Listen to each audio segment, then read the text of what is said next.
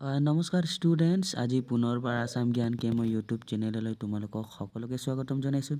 চ' আজি আমি আলোচনা কৰিব গৈ আছোঁ ক্লাছ 10 ইংলিছ পয়েম, যিটো নেকি আছে দ্য বল পয়েম হ'ল। সেইটোৰ আমি টপ 30 MCQ আলোচনা কৰিম। চ' তোমালোকে ভিডিঅ'টো চাই থাকা, আৰু যদিহে চেনেলটোত তোমালোকে নতুনকৈ ভিজিট কৰিছা তেতিয়াহ'লে চেনেলটো ছাবস্ক্ৰাইব কৰি ন'টিফিকেশ্যন বেলটো প্ৰেছ কৰিবলৈ নাপাহৰিবা। চ' আজি আমি প্ৰথম কুৱেশ্যন আলোচনা কৰিম। পেৰেগ্ৰাফ এটা দিয়া থাকিব, ঠিক আছে, কবিতা ফাঁকিৰ, যিটো নেকি ছেকেণ্ড লাইনৰ পৰা চাবা। সেই যিটো নেকি পেজেছ বা পেৰেগ্ৰাফ দিয়া থাকিব সেইটোৰ পৰা মানে কি কৰা হৈছে, কুৱেশ্যন সোধা হৈছে। প্ৰায়ভাগ এক্সামত এনেকৈ পেটাৰ্ণত আহে এতিয়া, ঠিক আছে। এতিয়া চিলেবাছটো অলৰেডি এনেকৈ আহিব। আমাৰ প্ৰথমত দি আছে what is he do, I saw' it go' merrily bouncing down the street and then merrily over it is in the water. সেইটো যিটো নেকি পেজেছ দিয়া আছে হ'ল, সেইটো পেজেছৰ পৰা কি কৰিছে, সেইটো কুৱেশ্যন সোধা হৈছে হ'ল MCQ হিচাপে। অপশ্যন ওৱান, কুৱেশ্যন নম্বৰ 1ত দিয়া আছে what does it in the third line refer to. ইয়াতে আই চ' ইট বুলি যে দিয়া আছে, সেই ইট মানে কোনটোক বুজাইছে সেইটো কথা আমাক সোধা হৈছে হ'ল। অপশ্যন এ দিয়া আছে স্ন', বি দিয়া আছে বল, চি দিয়া আছে টাইগাৰ, ডি দিয়া আছে কাইট। ইয়াৰ শুদ্ধ উত্তৰ কোনটো হ'ব? কি দেখিছিলে যেতিয়া নেকি বাউন্সিং হৈ বলটো ক'ত পৰিছিলে, ষ্ট্ৰীটত যেতিয়া নেকি ৰাস্তাৰ কাষত খেলি আছিলে তেতিয়া কি হৈছিলে, বলটো ক'ত পৰিছিলে, পানীত পৰিছিলে, হয়নে? তেতিয়া এনচাৰটো কি হৈ যাব আমাৰ, কি দেখিছিলে, বল হ'ব। Option number B is the correct answer হ'ল। কুৱেশ্যন নম্বৰ 2 দিয়া আছে what is the boy playing with. ল'ৰাজনে কিহৰ সৈতে খেলি আছিলে, সৰু ল'ৰাজনে?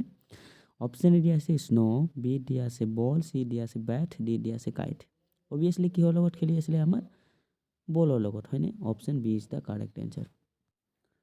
কুৱেশ্যন নম্বৰ 3 দিয়া আছে the expression what is he to do denotes. মানে যেতিয়া নেকি ল'ৰাজনৰ এক্সপ্ৰেছন কি হৈছিলে, কিহৰ ফলত হৈছিলে, এনেকৈ এক্সপ্ৰেছন মানে কিহৰ হেৰুৱাৰ ফলত হ'ল। অপশ্যন এ দিয়া আছে লছ অফ বেবী, বি দিয়া আছে লছ অফ টয়, চি দিয়া আছে লছ অফ বইজ ফ্ৰাষ্ট্ৰেশ্যন, ডি দিয়া আছে বইজ গ্ৰীফ অভাৰ লছ বল। কি হ'ব আমাৰ শুদ্ধ উত্তৰ হ'ব অপশ্যন নম্বৰ ডি হ'ল। কিহৰ ফলত দুখ হৈছিলে, বল হেৰুৱাৰ ফলত কি কৰিছিলে, ল'ৰাজনৰ এক্সপ্ৰেছন দুখত আছিলে হ'ল। কুৱেশ্যন নম্বৰ 4ত আমাৰ দিয়া আছে what merrily bounce down the street. ৰাস্তাৰ কাষেৰে বাউন্স হৈ কি পৰি গৈছিলে বুলি সুধিছে, পৰি যে গৈছিলে, পানীত পৰিছিলে নহয়। অপশ্যন এ দিয়া আছে টয়, বি দিয়া আছে বল, চি দিয়া আছে স্ন', ডি দিয়া আছে বেট। কি পৰি গৈছিলে বাউন্স হৈ? অপশ্যন বি হ'ব, বল পৰি গৈছিলে, হয়নে? শুদ্ধ উত্তৰ অপশ্যন নম্বৰ বি হ'ল। কুৱেশ্যন নম্বৰ 5ত দিয়া আছে which word is synonyms of happily. হেপিলিৰ যে সমাৰ্থক শব্দ, একে অৰ্থ বুজোৱা শব্দ কি বুলি কৈছে? অপশ্যন এ দিয়া আছে ফ্ৰেণ্ডলি, বি দিয়া আছে হোপফুলি, চি দিয়া আছে মেৰিলি, ডি দিয়া আছে ছেডলি। আমাৰ শুদ্ধ উত্তৰ হ'ব অপশ্যন নম্বৰ চি মেৰিলি, ঠিক আছে। হেপিলিৰ সমাৰ্থক শব্দ হ'ব মেৰিলি হ'ল। কুৱেশ্যন নম্বৰ 6ত আছে আমাৰ the word bouncing means. Bouncing মানে কি বুলি সুধিছে, মানে ছেইম শব্দ আৰু চিননিমছ ৱৰ্ড। অপশ্যন এ দিয়া আছে ৱাকিং, বি দিয়া আছে ৰানিং, চি দিয়া আছে লিপিং, ডি দিয়া আছে চেজিং। কোনটো হ'ব লাগে? ৰানিংটো নহ'ব, ৱাকিং নহ'ব, হ'লে আৰু অপশ্যন ডিটো নহ'ব, চেজিং নহ'ব, কি হ'ব? অপশ্যন চি লিপিং হ'ব আমাৰ শুদ্ধ উত্তৰ। পেৰেগ্ৰাফত দিয়া আছে, তোমালোকে সদায় পেৰেগ্ৰাফটো আগতে চাই ল'বা ভালদৰে, ঠিক আছে, বা পেজেছটো চাই ল'বা। An ultimate shaking grief fixes the boy as he stand rigid trembling staring down all his young days into the harbour where হ'ল। আমাক এতিয়া প্ৰশ্ন নং 7ত দিয়া আছে, কুৱেশ্যন নম্বৰ 7 পাব আমাৰ এতিয়া। Why is there need to say about other balls according to the poet হ'ল। কবিৰ মতে ইয়াত কি বুলি সুধিছে, কবিৰ মতে অন্য এটা বলৰ কথা যে কোৱা হৈছে হ'ল, সেইটো কিহৰ কাৰণে কোৱা হৈছিলে, বেলেগ বলৰ কথা। অপশ্যন এ দি আছে for the child wants the same one he lost. সৰু ল'ৰাজনে যিটো বল হেৰুৱাইছে সেইটোকে ছেম বলটোক লাগে। For the child wants the difference one, কি লাগে, সৰু ল'ৰাজনক বেলেগ বল এটা লাগে। For the child is no' longer interested in that ball, সেইটো বলৰ কাৰণে কি ইণ্টাৰেষ্ট হোৱা নাছিলে। আৰু দি দিয়া আছে নন অফ দ্য এবভ। আমাৰ শুদ্ধ উত্তৰ কোনটো হ'ব এতিয়া?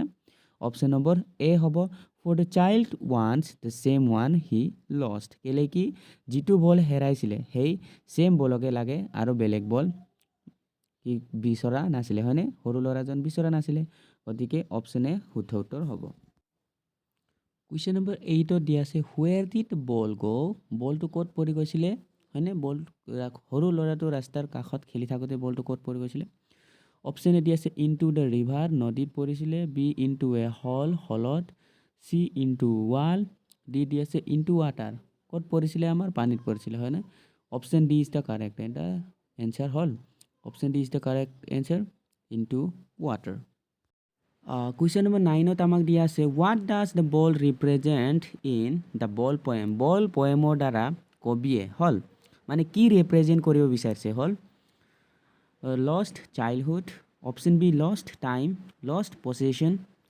অল অফ দ্য এবভ পছেশ্যনছ মানে হৈছে সম্পত্তি যিটো বস্তু সৰুকালত হেৰাই গ'ল হয়নে সেইটো পুনৰবাৰ কি বুলি কৈছে পোৱা নাযাব মানে যিটো আমাৰ স্মৃতিবোৰ সৰুকালত থাকি যায় সেই স্মৃতিবোৰ আমি কি কৰিব নোৱাৰোঁ পুনৰবাৰ আমি পাব নোৱাৰোঁ হ'ল গতিকে ইয়াত কবিয়ে ক'ব বিচাৰিছে যে lost childhood lost time lost possessions মানে আমাৰ শুদ্ধ উত্তৰ হ'ব option number D all of the above যিটো বস্তু আগত পোৱা যায় সেইটো আমি পুনৰবাৰ কি কৰিব নোৱাৰোঁ এতিয়াৰ সময়ত ঘূৰাই পাব নোৱাৰোঁ যিটো স্মৃতি থাকি যায় আৰু ঠিক তেনেদৰে বলৰ লগত যিটো স্মৃতি আছিলে তাই খেলি সদায় মানে কি ভাল লাগিছিলে সেইটো পুনৰবাৰ পাব নোৱাৰোঁ বুলি কবিয়ে কৈছে হয়নে গতিকে শুদ্ধ উত্তৰ কিন্তু হৈ যাব আমাৰ option number D all of the above হ'ল যদি এই ভিডিঅ'টো চাই আছা তোমালোকে লাইক কৰি দিয়া আৰু শ্বেয়াৰ কৰি দিবা ঠিক আছে question number 10 why is money or other worthless for the boy মানে কি বুলি কৈছে সৰু ল'ৰাটোৰ মতে হ'ল কবি বা পইচা কিয় অমূল্য হৈ পৰিছে বুলি কৈছে অপশ্যন এ দি আছে ন' মানি বি দি আছে chance of loss a same ball cannot be found মানে যিটো বল হেৰাইছে সেইটো পুনৰবাৰ পোৱা নাযাব হি ডণ্ট ৱান্ট এ বল নাও সি এতিয়া আৰু বল নালাগে দি আছে অল অফ দ্য এবভ হ'ল আমাৰ শুদ্ধ উত্তৰ হ'ব option number B chance of loss a same ball cannot be found মানে ইয়াত বুজোৱা হৈছে যিটো স্মৃতি হেৰাইছে বা যিটো টাইম গুচি গ'ল সেইটো পুনৰবাৰ আমি পাব নোৱাৰোঁ হ'ল আমি 10টা কুৱেশ্যন আলোচনা কৰিলে এতিয়া আকৌ আমাৰ নেক্সট পেছেজ আহিছে হ'ল his ball went I would not intrude on him a dime another ball is worthless now he sense first responsibility in a world of possessions people will take balls will be lost always little boy সৰু ল'ৰাজনক কৈছে হ'ল আমাৰ question number 11 দিয়া আছে which I in the first line I বুলি যে দিয়া আছিলে কি বুলি দিয়া আছিলে I would not intrude on him বুলি যে দিয়া আছিলে ফাৰ্ষ্ট লাইনত চাবা হ'ল অপশ্যন এ বল দিয়া আছে বি দিয়া আছে চাইল্ড চি দিয়া আছে পয়েট ডি দিয়া আছে গাৰ্ল সেই লাইনটো কোনে কৈছিলে কবিয়ে কৈছিলে হয়নে কাক কৈছিলে সৰু ল'ৰাজনক কৈছিলে কবিয়ে কাক কৈছিলে সৰু ল'ৰাজনক কৈছিলে গতিকে কোনে ক'লে ইয়াত আমাৰ শুদ্ধ উত্তৰ কোনটো হ'ব পয়েটে কৈছিলে হয়নে কবিয়ে কৈছিলে আমাৰ শুদ্ধ উত্তৰ option number C question number 12 what is the poet want the child understand কবিয়ে সৰু ল'ৰাজনক কি বুজাব বিচাৰিছে হ'ল there are many balls B দি আছে that he should forget the ball and look forward C দি আছে ডণ্ট ৱৰি ডি দি আছে বাই নিউ বল হ'ল ইয়াত কি বুজাব বিচাৰিছে আমাৰ কবিয়ে আমাৰ শুদ্ধ উত্তৰ হ'ব option number B that he should forget the ball and look forward মানে যিটো হৈ গ'ল যিটো বস্তু হেৰালে সেইটো বস্তু ভাবি নাথাকিবি চ' আগলৈ চোৱা বা আগলৈ যাবলৈ চেষ্টা কৰা বুলি বুজাব বিচাৰিছে হ'ল question number 13 which word in this line is synonyms of interfere মানে হৈছে হস্তক্ষেপ এ দি আছে ডিষ্টাৰ্ব বি দি আছে ইনট্ৰিউট চি দি আছে ৰিগিড ডি দি আছে ডাইম আমাৰ শুদ্ধ উত্তৰ হ'ব অপশ্যন নম্বৰ বি ইনট্ৰিউট ইণ্টাৰফেয়াৰ আৰু ইনট্ৰিউট মানে ছেম হ'ল হস্তক্ষেপ বুলি বুজা হয় কুৱেশ্যন নম্বৰ 14 দিয়া আছে হোৱাট ডাজ এ বল কষ্ট বলটোৰ দাম কিমান আছিলে পেৰেগ্ৰাফত ভালকৈ পঢ়িবা তাত পাবা হ'ল অপশ্যন এ দি আছে 1 ডাইম বি দি আছে 4 ডাইমছ চি দি আছে 5 ডাইমছ ডি দি আছে 10 ডাইমছ হ'ল আমাৰ শুদ্ধ উত্তৰ হ'ব অপশ্যন নম্বৰ এ 1 ডাইম এ ডাইম বুলি দিয়া আছিলে এ ডাইম মানে এটা বুজাইছে গতিকে 1 ডাইম শুদ্ধ উত্তৰ কুৱেশ্যন নম্বৰ 15 দিয়া আছে আমাৰ দ্য ৱৰ্ড পছেশ্যনছ মিনছ পছেশ্যনছ মানে কি বুলি সুধিছে হ'ল অপশ্যন এ দি আছে হেল্থ স্বাস্থ্য বি দি আছে ৱেল্থ হ'ল চি দি আছে প্ৰচেছ মানে পদ্ধতি ডি দি আছে প্ৰচেছ হ'ল প্ৰচেছ মানে বেলেগ ৱৰ্ড হয় হ'ল আমাৰ শুদ্ধ উত্তৰ কোনটো হ'ব লাগে অপশ্যন নম্বৰ বি হয় ৱেল্থ ৱেল্থ মানে কি আমাৰ সম্পত্তি, পছেশ্যনছ মানে সম্পত্তি, ৱেল্থ মানেও সম্পত্তি হ'ল। আমি অলৰেডি এতিয়া 15টা কুৱেশ্যন আলোচনা কৰিলোঁ হ'ল। তাৰপিছত আমি এতিয়া নেক্সট পেজেছ চাম, ঠিক আছে। And no one buys ball back, money is external. He is learning well behind his desperate eyes. The epistemology of loss, how to stand up, knowing what every man must one day know, and must know many days, how to stand up হ'ল। ইয়াৰ ভিতৰত আমি এতিয়া question চাম। Question number 16 দিয়া আছে, which লিটাৰেচি device has been used in no one buys a ball back হ'ল। Option number এ দিয়া আছে অক্সিমৰন, বি দিয়া আছে এজনেন্স, চি দিয়া আছে এলিটাৰেশ্যন, ডি দিয়া আছে পাৰ্চনিফিকেশ্যন। আমাৰ শুদ্ধ উত্তৰ হ'ব option number C alliteration. Question number 17 আমাৰ দিয়া আছে he is learning well behind his desperate eyes the epistemology of loss.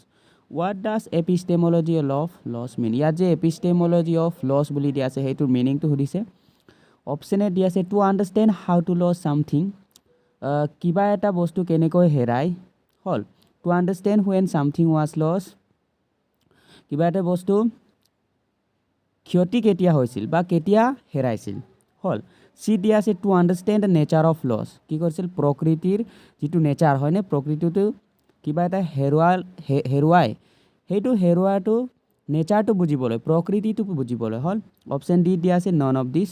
আমাৰ শুদ্ধ উত্তৰ হ'ব option number C to understand the nature of loss, কিবা এটা হেৰুৱাৰ প্ৰকৃতিটো বুজি পাবলৈ হ'ল। Question number 18 according to the poet what is the child learning? সৰু ল'ৰাটোৱে কবিৰ মতে সৰু ল'ৰাজনে কি শিকিছে বুলি কৈছে। অপশ্যন এ দি আছে to take care of something, কিবা এটা বস্তুৰ কি ক'ত কেয়াৰ কৰিবলৈ। বি দি আছে টু বি ৰেছপনচিবল, মানে ৰেছপনচিবিলিটি ল'বলৈ। চি দি আছে টু বি কেয়াৰফুল হ'বলৈ। ডি দি আছে নন অফ দিছ, কি হৈছে আমাৰ কি শিকিছে ল'ৰাজনে। আমাৰ শুদ্ধ উত্তৰ হ'ব অপশ্যন নম্বৰ চি নহয় বি টু বি ৰেছপনচিবল হ'ল ৰেছপনচিবল। কুৱেশ্যন নম্বৰ 19 দিয়া আছে to poet the lost is not important enough, কি বুলি কৈছে, যিটো হেৰাই গ'ল সেইটো ইমান গুৰুত্বপূৰ্ণ নহয় বুলি কৈছে হ'ল। অপশ্যন এ দি আছে টু ৱৰি এবাউট, চিন্তাৰ ওপৰত।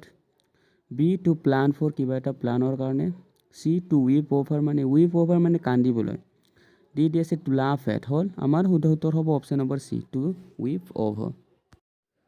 সেইটো হৈছে তোমালোকৰ কুৱেশ্যন বেংকৰ পেটাৰ্ণ হয়, ঠিক আছে। কুৱেশ্যন বেংকত পেজেছ ছেম তোমালোকৰ HSLCত এনেকৈ আহিব, ঠিক আছে। সেইকাৰণে মই সেইটো কুৱেশ্যনটো দিয়া হৈছে, সেইটো পেৰেগ্ৰাফটো তোমালোকে পেজেছটো ভালকৈ চাই ল'বা। আৰু ইয়াৰ ভিতৰত আমি কুৱেশ্যন আলোচনা কৰিম হ'ল। Money is external, he is learning well behind his desperate eyes. To epistemology of loss, how to stand up, knowing what every man must one day know, and most know many days, how to stand up, ঠিক আছে। তোমালোকে সেইটো চিন্তা কৰিব নালাগে, কুৱেশ্যনটো already মই দি দিছোঁ, তোমালোকে ভালকৈ পঢ়ি ল'বা। কুৱেশ্যন নম্বৰ 20 দি আছে the poet says money is external, what does it means extract, যিটো নেকি মানি ইজ এক্সটাৰ্নেল দি আছে ইয়াৰ মিনিংটো কি বুলি সুধিছে। Money help us purchase materials make that worth living. B দি আছে money promotes materials and hunger for power youngsters. See, money only impacts a person external environment. D দি আছে money buys a materialistic things and can be earned again when lost. আমাৰ শুদ্ধ উত্তৰ হ'ব option number D money buys a materialistic things can be earned again when lost. ইয়াত কি বুলি কৈছে D নম্বৰত, যেতিয়া নেকি পইচা হেৰুৱাই যায় বা শেষ হৈ যায় তথাপি আমি কি কৰিব পাৰোঁ, সেইটো পুনৰবাৰ আহৰণ কৰিব পাৰোঁ, পুনৰবাৰ আৰ্ণ কৰিব পাৰোঁ। সেইকাৰণে আমাৰ শুদ্ধ উত্তৰ হ'ব ডি। কুৱেশ্যন নম্বৰ 21 দিয়া আছে what does the boy learn by losing the ball according to the extract. ইয়াত দিয়া আছে বলটো যে হেৰাইছিলে কিহৰ ফলত, একৰ্ডিং টু দ্য এক্সট্ৰেক্ট। 1 নম্বৰত দিয়া আছে loss is the unavoidable truth of life, কি কৈছে জীৱনৰ সত্যবোৰ যিটো নেকি শেষ হৈছিলে হেৰাইছিলে হয়নে, অনিবাৰ্য হয়তো সেইটো কি কৈছে শেষ হৈ পৰিছে, শেষ হৈছে, সেইটো হৈছে শুদ্ধ হ'ব আমাৰ। 2 নম্বৰত দিয়া আছে মেটেৰিয়েলছ অবজেক্ট কেন বি ৰিপ্লেচড, যিটো নেকি হেৰাই গ'ল হ'ল, যিটো নেকি বস্তু সামগ্ৰী বা হেৰালে সেইটো পুনৰবাৰ আমি কি কৰিব পাৰোঁ, ৰিপ্লেচ কৰিব পাৰোঁ। সেইটো আমি ৰিপ্লেচ কৰিব পাৰোঁ, সেইটো হ'ব 2টো হ'ব। 3 নম্বৰত মানি বাইজ হেপিনেছ, 3 দি আছে টকাৰ দ্বাৰা কি কৰিব পাৰোঁ, সুখ শান্তি আমি কিনিব পাৰোঁ বুলি কৈছে, সেইটো হয় জানো, নহয় সেইটো। Losses is life can be prevented with care. ইয়াত কোৱা হৈছে যিটো নেকি জীৱনটো শেষ হৈ পৰিছে হয়নে, যিটো শেষ হৈছে তাৰ দ্বাৰা কি কৰিব পাৰি, আমি জীৱনটো সাৱধানে প্ৰতিৰোধ কৰিব পাৰি। 4 নম্বৰটো দিছে, সেইটো হয় জানো? নহয় সেইটো। লাইফ কণ্টিনিউৱাছ ডেছপাইট লছেছ 5ত দিয়া আছে কিবা বস্তু হেৰুৱাৰ পিছতো জীৱনটো অবিৰত, মানে জীৱনটো চলি থাকিব হয়নে, সেইটো হৈছে কিবা এটা হেৰুৱালে যে মানুহজন মৃত্যু হৈ নাযায় নহয়, গতিকে 5টো শুদ্ধ। তেতিয়াহ'লে ইয়াত কোনটো হ'ব পাৰে আমাৰ শুদ্ধ উত্তৰটো? 1টো কাৰেক্ট আছিলে, 2টো কাৰেক্ট আছিলে আৰু 5টো। তেতিয়াহ'লে আমাৰ শুদ্ধ উত্তৰ কোনটো হৈ যাব? Option number A, 1, 2 and 5। Question number 22. The boy is learning how to stand up. This means that he is learning to be in the face of difficulties. ল'ৰাজনে যে ষ্টেণ্ড আপ কৰিবলৈ কেনেকৈ শিকিছে। তাৰপিছত সেইটো ষ্টেণ্ড আপ কৰিবলৈ শিকোঁতে সি কি ডিফিকাল্টিজ সন্মুখীন হ'ব লগা হৈছে, সেইটো কথা সুধিছে। অপশ্যন এ দি আছে পেচেণ্ট, বি দি আছে ৰেজিলিয়েণ্ট, চি দি আছে ডিফেন্সিভ, ডি দি আছে জাজমেণ্টেল। হ'ল আমাৰ শুদ্ধ উত্তৰ হ'ব ৰেজিলিয়েণ্ট। ৰেজিলিয়েণ্ট মানে হৈছে অসমীয়াত প্ৰাণৱন্ত বুলি কোৱা হয়। হ'ল কুৱেশ্যন নম্বৰ 23 দি আছে according to the poet from who do we mostly learn about loss. ইয়াত সুধিছে কবিৰ মতে যিটো লছ হৈছে যিটো বস্তু হেৰুৱাইছে সেইটো কিহৰ ফলত শিকিছে বুলি কৈছে, কিহৰ কাৰণে শিকিছে। অপশ্যন এ দি আছে এল্ডাৰ্ছ, বি দি আছে এক্সপিৰিয়েঞ্চ, চি দি আছে বুকছ, ডি দি আছে টিচাৰ্ছ। আমাৰ শুদ্ধ উত্তৰ হ'ব অপশ্যন নম্বৰ বি, এক্সপিৰিয়েঞ্চ। হয়নে, কিবা এটা কাম ভুল বা শুদ্ধ বুলি কেনেকৈ গম পাম, কামটো কৰাৰ পিছতহে গম পাম হয়নে, গতিকে সেইটো শুদ্ধ উত্তৰ হ'ব এক্সপিৰিয়েঞ্চ। কুৱেশ্যন নম্বৰ 24 দিয়া আছে আমাৰ why does the speaker choose not to intrude. মানে কি কৈছে ইয়াত, কবিয়ে বা বক্তাই অনুপ্ৰৱেশ নকৰাটো কিয় বিচাৰে বুলি কৈছে। This is because the poet, কাৰণ কবিৰ মতে অপশ্যন এ দিয়া আছে knows that it would embarrass the boy in his movement of grief, B দি আছে feels that it important that the boy learn that important life lesson undisturbed, C দি আছে realize that does not have sufficient funds to purchase a new ball for the boy.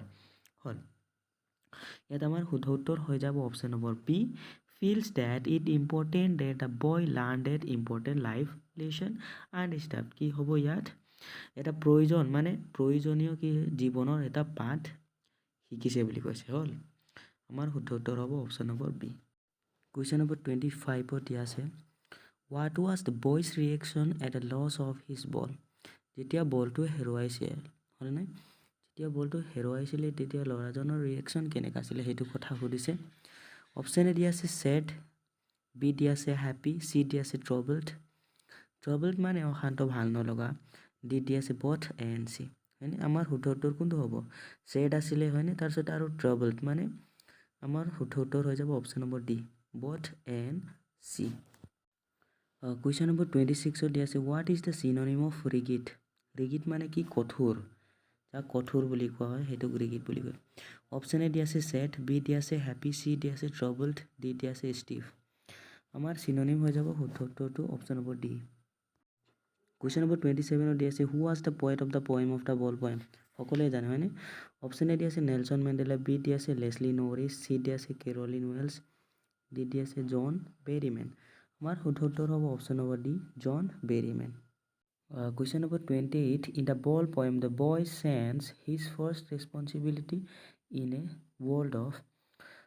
The ball poem কবিতাটিৰ জৰিয়তে ল'ৰাজনে এখন পৃথিৱীৰ দায়িত্বটো কি বুলি অনুভৱ কৰে। হ'ল ইয়াৰ অনুভৱটো কি সেইটো কথা সুধিছে। অপশ্যন এ দি আছে বলছ, প্লে থিংছ, চি দি আছে পছেশ্যনছ, ডি দি আছে পিপল। আমাৰ শুদ্ধ উত্তৰ হ'ব অপশ্যন নম্বৰ চি, পছেশ্যনছ। হয়নে, সম্পত্তিটোক দায়িত্ব বুলি কি কৰিছিলে, অনুভৱ কৰিছিলে। কুৱেশ্যন নম্বৰ 29 দিয়া আছে why the speaker in the ball poem say that he would not intrude on the boy. Ball poem কবিতাটিৰ জৰিয়তে কবিয়ে ল'ৰাজনৰ ওপৰত কিয় অনুপ্ৰৱেশ নকৰাৰ কথাটো কোৱা হৈছে। হ'ল মই অকল এনচাৰটো কৈ দিছোঁ জানো, কেলে কি টাইমটো বহুত কম হয়নে। আমাৰ শুদ্ধ উত্তৰ হ'ব option number A, because he knows that another ball is ৱৰ্থলেছ।